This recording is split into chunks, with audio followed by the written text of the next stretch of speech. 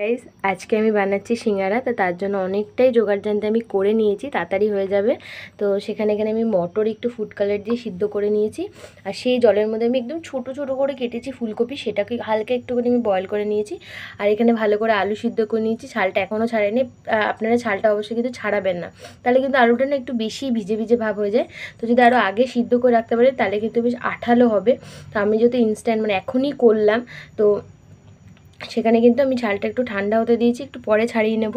আর এখানে আমি সিঙ্গারার ময়দাটা রেডি করে নিচ্ছি। তো এখানে আমি দিয়ে দিয়েছি সাদা তেল, চিনি, নুন। আর সাদা তেলটা কিন্তু আমি 3.5 চামচ মতন দিয়েছি। আপনারা যতটা ময়দার মাপ নেবেন সেই পরিমাপে দেবেন, কিন্তু ময়মটা খুব বেশি তেলটা দেবেন না, তাহলে কিন্তু তেলটা আবার বেশি টানবে। কিন্তু এতটা পর্যাপ্ত পরিমাণে দেবেন, তাতে কিন্তু ভালো করে ময়মের উপরেই কিন্তু সিঙ্গারা খাস্তা হওয়াটা ডিপেন্ড করে।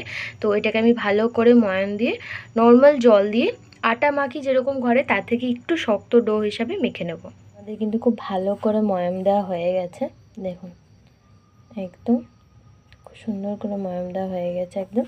এবারে কিন্তু আমরা এটাকে নর্মাল জল দিয়ে মেখে নেব, একটু শক্ত ডোই কিন্তু মাখবো। আমাদের মাখা হয়ে গেছে, দেখতে পাচ্ছেন কতটা শক্ত করে একদম মেখেছি, একদম কিন্তু টাইট করে মেখে নিয়েছি। এবার এটাকে ভালো করে ঢেকে রেখে দেবো। এরপরে কিন্তু আলুর পুরটা আমরা তৈরি করে নেব। একটা গোলা মশলা তৈরি করে নেব। এখানে আমি দিয়েছি হলুদ, একটু বিট নুন, একটু এখানে জলজিরা, চাট মশলা থাকলে চাট মশলা আপনারা দিতে পারেন। আমি জলজিরা দিয়েছি, ওটাও কিন্তু বেশ টক টক হয়, বেশ নোনতা নোনতা, তাই আমি জলজিরা দিয়েছি। আর এখানে দিয়েছি জিরে গুঁড়ো, ধনে গুঁড়ো। এটাতে আমি জল দিয়ে একটু গুলিয়ে নেব। আর এই থেতলির মধ্যে আমি একটুখানি কাঁচা লঙ্কা আর আদা বেশ খানিকটা বেশ দেখুন ভালো করে একদম থেতে নিয়েছি। আর এটাকে আমি এবার একটু গুলিয়ে নেব। কড়াই সর্ষের তেল দিয়ে দিয়েছি, আর তার মধ্যে দিয়ে দিয়েছি 5 ফোড়ন আর একটা শুকনো লঙ্কা। এটা হালকা একটুখানি পুড়ে যাক, তারপর আমি যে মশলাগুলো বানিয়েছি সেটা কিন্তু এর মধ্যে দিয়ে দেবো। যে আদা আর কাঁচা লঙ্কাটা আমি থেতে রেখেছিলাম সেটা কিন্তু এর মধ্যে দিয়ে দিয়েছি। আর 5 ফোড়নের কি সুন্দর একটা গন্ধ উঠছে। তো হালকা একটুখানি জল দিয়েছি, খুব ছিটাচ্ছিল। তো এবার আমি যে গোলা মশলাটা বানিয়ে রেখেছি সেটাও কিন্তু এর মধ্যে দিয়ে দেবো। সব কিছু কিন্তু একটু জোগাড় করে নিলেই খুবই সহজেই কিন্তু সিঙ্গারা করা সহজ। শুধু একটুখানি সব কিছু একটু জোগাড় করে নিলে। তো আমি কিন্তু আজকে একদম ছোটো ছোটো সিঙ্গারা বানাবো, বড় সিঙ্গারা বানাচ্ছি না। একদম ছোটো ছোটো, যেরকম ঠিক মিষ্টির দোকানে সিঙ্গারা পাওয়া যায়, যেগুলো খেতে আমাদের বেশ খুব ভালো লাগে, ঠিক সেরকম কিন্তু একদম ছোটো ছোটো সিঙ্গারা বানাবো। এটাকে হালকা একটুখানি কষে নেব, হালকা একটু কাঁচা মশলার গন্ধগুলো যাওয়ার জন্য। তারপরেই কিন্তু আমি এর মধ্যে আলুটা দিয়ে দেবো ম্যাশ করে। ভালো করে আমি এর মধ্যে অল্প একটুখানি মিষ্টি দিয়েছি যাতে মশলাটা একটু টেস্ট আসে।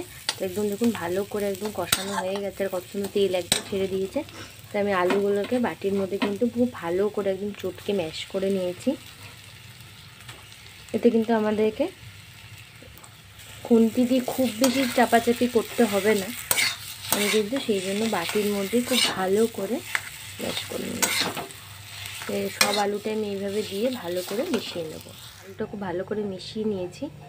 এবার আমি ফুলকপিগুলো দিয়ে দেবো। ফুলকপিগুলো কিন্তু একদমই ছোটো ছোটো করে কাটতে হবে, না হলে কিন্তু সিঙ্গারায় বানানোর সময় খুব অসুবিধা হয়ে যাবে। তাই আমি কিন্তু একদম ছোটো ছোটো করে কেটে নিয়েছি। আর তার সাথে দিয়ে দেবো মটরগুলো।